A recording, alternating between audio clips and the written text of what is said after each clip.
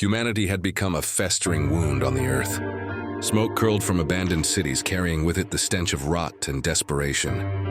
Hunger had sharpened the claws of men and women alike, twisting them into something barely human. The streets were no longer roads. They were graves waiting to swallow the unwary. And above it all, the global union governments sat in their sterile towers, watching with cold, indifferent eyes as society devoured itself. In this new world, survival was no longer about morality.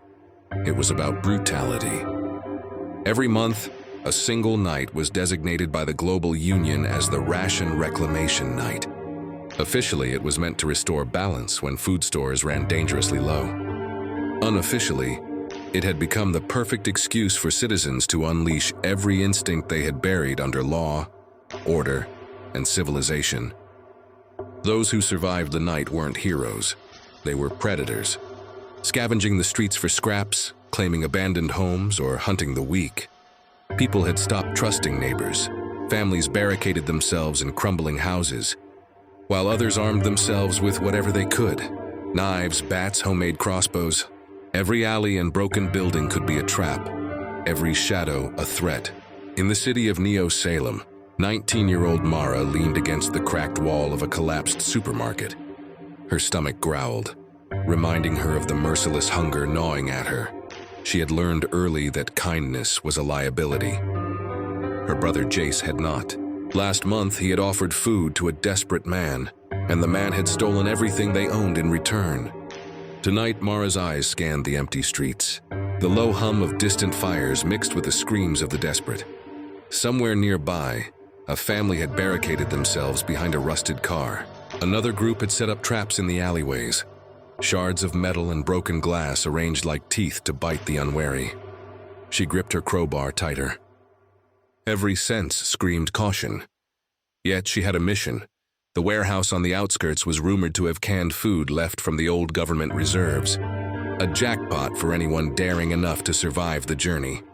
But the warehouse wasn't just a storage unit. It was a gauntlet. Mara knew the rules: trust no one. Kill if you must. Survive at any cost. As she stepped into the street, a shadow detached itself from the ruins of a collapsed apartment. A man with a mask, face painted like a skull, brandished a steel pipe. "Going somewhere, little girl?" he hissed, and Mara's heart froze. Mara didn't hesitate. With a roar fueled by desperation, she swung her crowbar. The man stumbled back, but more shadows emerged from the alleys. She had no choice but to run, leaping over debris and abandoned vehicles, dodging arrows that whizzed past her ears. Hunger sharpened her senses. Fear became her ally. Hours later, she reached the warehouse, battered and bleeding. The doors were cracked open. Inside, stacks of canned food glimmered under the moonlight, filtering through shattered skylights. For a moment, hope surged. But then she heard it, the unmistakable hum of a generator. Someone else was already here. The fight for survival was far from over. Mara took a deep breath, tightened her grip, and whispered to herself, "Hunger's night isn't over until someone survives. And I will." Outside, the city roared with chaos, a symphony of desperation, violence, and survival. The global union governments watched from their fortified towers, untouched, as humanity clawed at the last scraps of life. The night was there, and no one was innocent.